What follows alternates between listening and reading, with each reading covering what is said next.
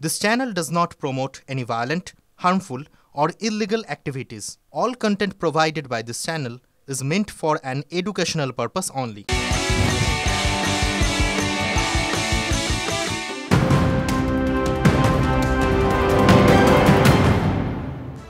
নমস্কার, টিভি9 বাংলায় আরো একবার আপনাকে স্বাগত। আমি দীপ রয়েছে আপনার সঙ্গে। ঘড়িতে সময় সকাল 11টা। শুরুতেই যে খবরে নজর রাখবো, তৃণমূলের রদবদল জল্পনার মধ্যেই সোমবার কালীঘাটে বৈঠক ডাকলেন মুখ্যমন্ত্রী মমতা বন্দ্যোপাধ্যায়। তৃণমূলের ন্যাশনাল ওয়ার্কিং কমিটির বৈঠকে থাকবেন অভিষেক বন্দ্যোপাধ্যায়ও। সংসদের শীতকালীন অধিবেশনের রণনীতি তৈরি করতে এই বৈঠক। রাজ্যে কোন ইস্যুকে হাতিয়ার করে আগামী দিনে পথে নামবে শাসক দল ঠিক হবে সোমবারের বৈঠকে। 12টি সাংগঠনিক জেলা, 70টি পুরসভায় তৃণমূলের রদবদলের সম্ভাবনা তৈরি হয়েছে। সেই বিষয়েও আলোচনা হতে পারে সোমবারের বৈঠকে। সেই বৈঠক থেকে কি সারবত্তা বেরিয়ে আসে, সকলের নজর এখন সেদিকেই।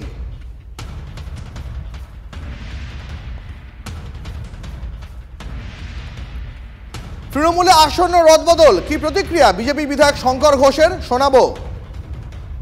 এগিয়ে বাংলা যে স্লোগানটা দেওয়া হয়, আমি বারবার করে বলি যে মুখ্যমন্ত্রীর উপস্থিতিতে এই বাংলা এগোয়নি, বরঞ্চ 100 বছর পিছিয়ে গিয়েছে। ফলে কাউকে চেঞ্জ করে লাভ হবে না। একমাত্র চেঞ্জ হলে তৃণমূল কংগ্রেসের সরকার, তাহলে রাজ্যের মঙ্গল হবে।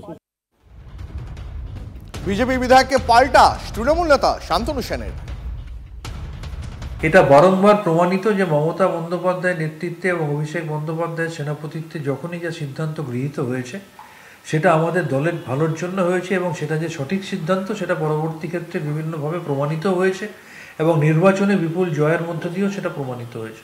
সুতরাং মমতা বন্দ্যোপাধ্যায়, অভিষেক বন্দ্যোপাধ্যায় আমাদের দলের জন্য যে সিদ্ধান্ত নেবেন, দলের আপামর কর্মীরা সেটা মেনে নেবে এবং সেটা আমাদের দলের জন্য ভালো হবে।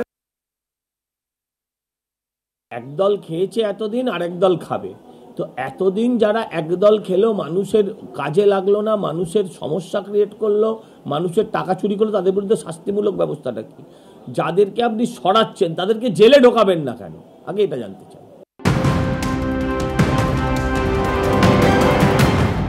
নজর রাখবো এই মুহূর্তে বড় খবরের দিকে। মুখ্যমন্ত্রীর নির্দেশের পরেই দাম নিয়ন্ত্রণে তৎপর নবান্ন। দুপুরে টাস্ক ফোর্সে বৈঠক ডাকলেন মুখ্য সচিব। আজ দুপুর 2টোয় বৈঠক।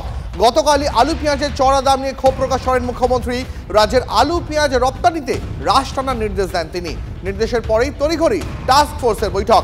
সেই টাস্ক ফোর্সের বৈঠক থেকে কোনো সমাধান সূত্র বেরোয় কিনা, আদৌ আলু পেঁয়াজ সহ নিত্য প্রয়োজনীয় সবজির দাম কমে কিনা, সেদিকে নজর থাকবে গোটা রাজ্যের। এই মুহূর্তে নবান্ন থেকে আমাদের সহকর্মী দীক্ষা ভূঁইয়া রয়েছেন আমাদের সঙ্গে। দীক্ষা, টাস্ক ফোর্সের বৈঠক, মুখ্যমন্ত্রী নির্দেশ দিয়েছিলেন যে সাধারণ মানুষের নিত্য প্রয়োজনীয় যে সমস্ত সবজি রয়েছে, আলু পেঁয়াজ, তার দাম কমাতে হবে।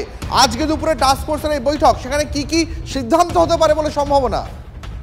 দেখো, আজকে মুখ্যমন্ত্রী যে বিষয়ে বিশেষ করে ক্ষোভ প্রকাশ করেছিলেন সেটা হচ্ছে আলুর রপ্তানি নিয়ে। অর্থাৎ রাজ্যের যত আলু দরকার আছে সেই আলুর চাহিদা মেটানোর পরে তারপরে মুখ্যমন্ত্রী নির্দেশ দিয়েছিলেন যেন আলু বাইরে রপ্তানি করা হয়, কিন্তু সেই নির্দেশ তা মানা হয়নি বলেই তিনি কালকে ক্ষোভ প্রকাশ করেছেন। তিনি জানিয়েছিলেন যে তাকে না জানিয়েই কিন্তু আলুর যে চাহিদা রয়েছে সেই চাহিদা থাকা সত্ত্বেও রাজ্যের বাইরে অন্য রাজ্যে আলু রপ্তানি করা হচ্ছে এবং সেটি ইমিডিয়েট বন্ধ করতে হবে। এবং তিনি সঙ্গে সঙ্গে গতকালই মুখ্য সচিবকে নির্দেশ দিয়েছিলেন যেন খুব শীঘ্রই বৈঠক ডাকেন টাস্ক ফোর্সের, এবং সেই নির্দেশ মতন আজই দুপুর 2টোর সময় মুখ্যমন্ত্রীর নির্দেশে মুখ্য সচিব মনোজ পন্ত টাস্ক ফোর্সের বৈঠক ডেকেছেন। এবং সেখানে মুখ্যমন্ত্রী গতকাল আরেকটা নির্দেশ দিয়েছিলেন যে কত আলু এখন রাজ্যে রয়েছে এবং কত আলু মানুষের চাহিদা রয়েছে এবং কত আলু রপ্তানি হয়েছে, প্রত্যেকটি হিসেব মুখ্যমন্ত্রীকে দিতে হবে। এবং সেই কারণেই আজকে মুখ্য সচিব, কৃষি বিপণন দপ্তর থেকে শুরু করে কৃষি দপ্তর এবং অন্যান্য যারা রয়েছেন টাস্ক ফোর্সের সদস্য রয়েছেন যারা, তাদেরকে নিয়ে আজকে দুপুর 2টোর বৈঠক ডাকবেন। কারণ মুখ্যমন্ত্রীর নির্দেশ রয়েছে যে আলু রপ্তানি করা যাবে না এখনই, কারণ আগে মানুষের চাহিদা মেটাতে হবে। এই চাহিদা মেটানোর আগেই রপ্তানি করার জন্যই কিন্তু আলুর দাম বাড়ছে ক্রমশ বাজারে। অনেক ধন্যবাদ তোমাকে দীক্ষা।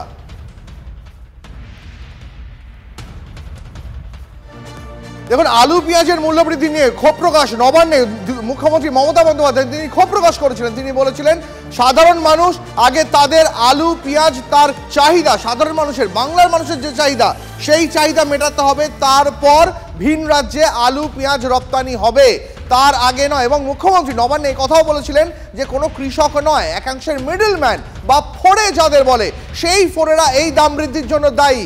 মুখ্যমন্ত্রী মমতা বন্দ্যোপাধ্যায় তার নির্দেশ দেওয়ার পরেই আজ সকালে সল্টলেকের বিডি মার্কেটে সেখানে আমরা দেখতে পাই যে সেখানে টাস্ক ফোর্সের প্রতিনিধি দল তারা ভিজিট করেন এবং সেখানে গিয়ে তারা কথা বলেন সবজি বিক্রেতাদের সঙ্গে।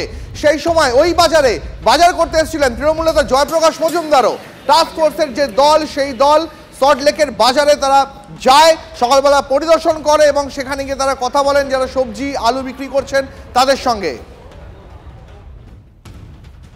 আজকে জ্যোতি আলুর দাম কি যাচ্ছে? 35 টাকা। আর চন্দ্রমুখী 40 টাকা। এত দাম কেন?